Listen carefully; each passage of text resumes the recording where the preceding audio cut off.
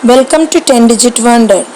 If you like the video, press the like button, subscribe the channel and click the bell icon. Dear बच्चों, प्रश्नावली 3.5 का पहला प्रश्न, निम्न समीकरणों के युग्म में किसका अद्वितीय हल प्राप्त होते हैं उसे वज्र गुणन विधि से ज्ञात कीजिए।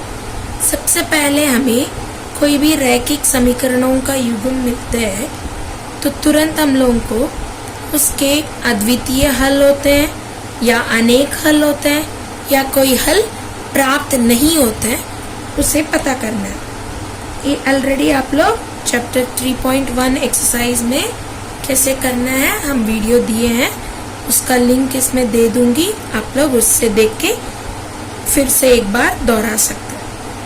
अब पहले देखिएगा जो समीकरण के युग्म हमें मिला है x माइनस 3y माइनस 3, ये सबसे पहला समीकरण है, और 3x माइनस 9y माइनस 2 ये दूसरी समीकरण है। अब समीकरणों का युग्म है हमें सबसे पहले इसमें से a1, a2, b1, b2, c1, c2 का मान प्राप्त करनी है।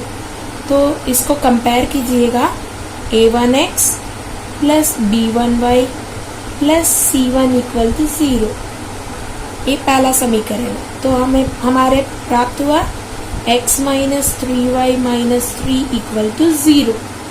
अब दूसरा समीकरण है a2x plus b2y plus c2 is equal to 0। हमारे पास समीकरण मिला 3x minus 9y minus 2 equal to 0। अब कंपेयर करके इसमें से हम लोग a1 a2, b1 b2, c1 c2 का मान प्राप्त करेंगे। तो a1 देखिए यहाँ ध्यान से, a1 माने x का गुणांक पहला समीकरण में क्या है 1, a2 x का गुणांक दूसरा समीकरण में 3, फिर b1 y का गुणांक माइनस 3, b1 जो है देखिए 1 जो है सभी का पहला समीकरण का, 2 जो है सभी दूसरा समीकरण का, तो b1 हमें प्राप्त हुआ पहला समीकरण से माइनस 3, उसके चर के गुणांक जिसका चिन्ह के साथ हमें लेना है। फिर c1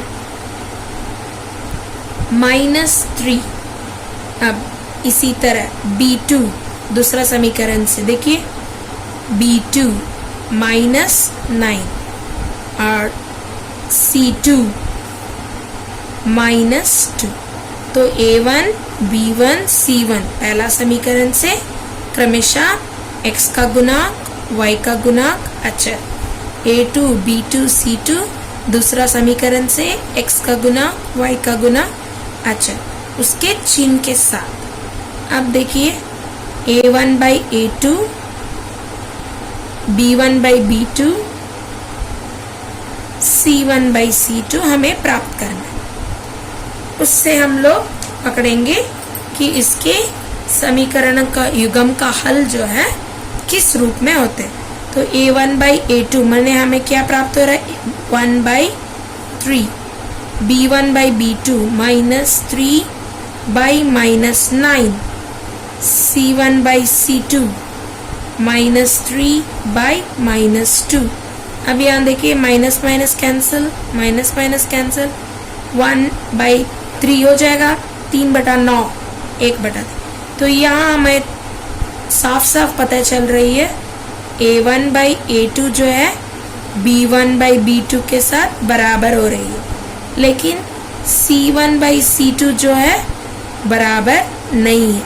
तो इससे हमें पता चल रहा है कि इन समीकरणों का युग्म का हल जो है कंडीशन से पता करिए a1 by a2 equal to b1 by b2 not equal to c1 by c2। तो हल जो है इसकी हल कैसे होते हैं, समीकरणों का युग्म का हल समीकरणों के युग्म का कोई हल नहीं होता। क्या कोई हल नहीं होता। अब देखिए, जब भी हमें वज्र गुणन विधि का प्रयोग करना है तो हमें सबसे पहले इसके कंडीशन को प्राप्त करना है, उसकी हल कैसे प्राप्त हो रहा है देखना है। यदि अनेक हल प्राप्त होते हैं या कोई हल नहीं प्राप्त होते हैं तो वज्र गुणन विधि को हम लोग प्रयोग नहीं कर सकते। केवल अद्वितीय हल प्राप्त होने से ही वज्र गुणन विधि का प्रयोग करके उसको ज्ञात कर सकते। क्लियर? इसके अगले सम दूसरे वीडियो में देखेंगे। ध्यान से देखिए, अच्छे से समझ लीजिए। बाय।